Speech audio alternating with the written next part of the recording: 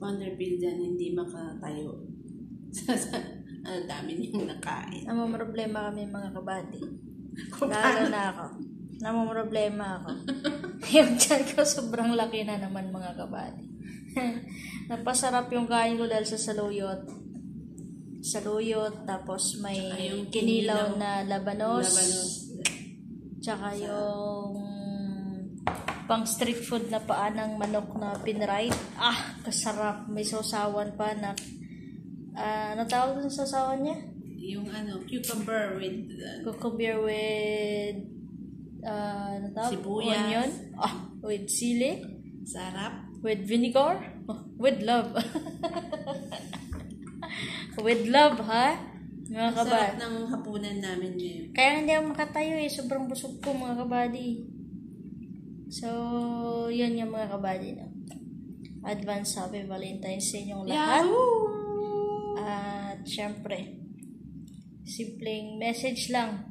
Doon tayo sa doon tayo sa taong tanggap tayo. Doon tayo sa taong kaya tayong ipagmalaki. Hindi tayo kinakahiya. yung kaya tayong ipagsigawan sa lahat, sa marami.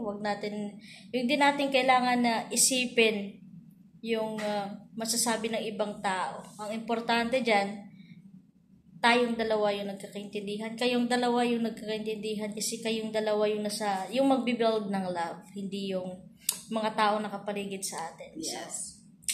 Totoo yan. Ayan. Yan ang sagot ano din. bang ano bang ang message ko kay Daddy Phil Jan Vlog?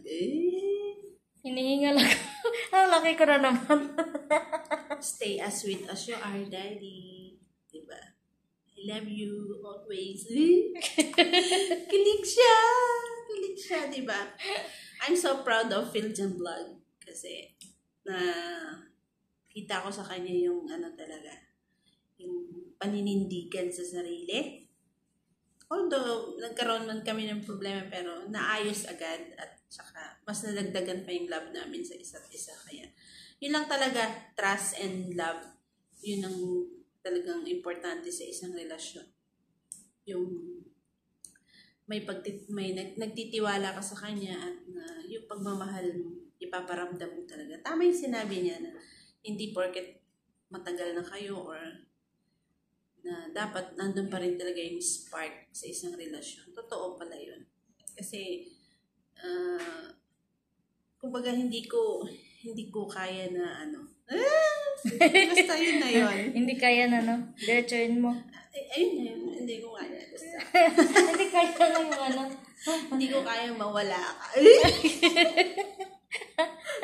Ano ba yan? Ang lande.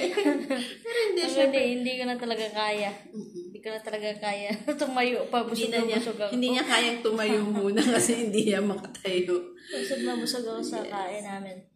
Pero yun talaga. Pagkamahal mo talaga yung isang tao. Hindi mo kailangan ikakahiya. Hindi mo kailangan itago. Hindi mo kailangan isipin yung mga taong nakapaligid sa inyo kung ano yung sasabihin.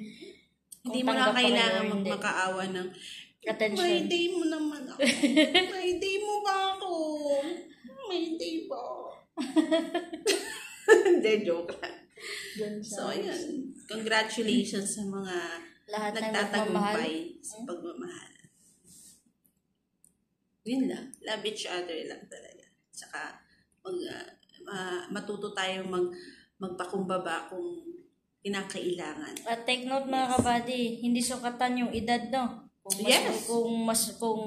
Nung bata ka, mas malambing ka, kasi nung matanda ka, hindi mo na kaya. Hindi sukatan yan.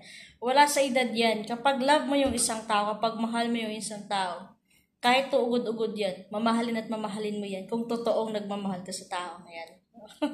Palagi. Napakanta. Sige na mga kabady, ay. Hinihingal ako pa rin sa yakap. Hindi ako makahinga. Sige na ba? Parang tumaba na naman ko, George. Pero tayo, tumaba na yung dalawa yun. Thank you so much for watching. Bye-bye mga kabadys.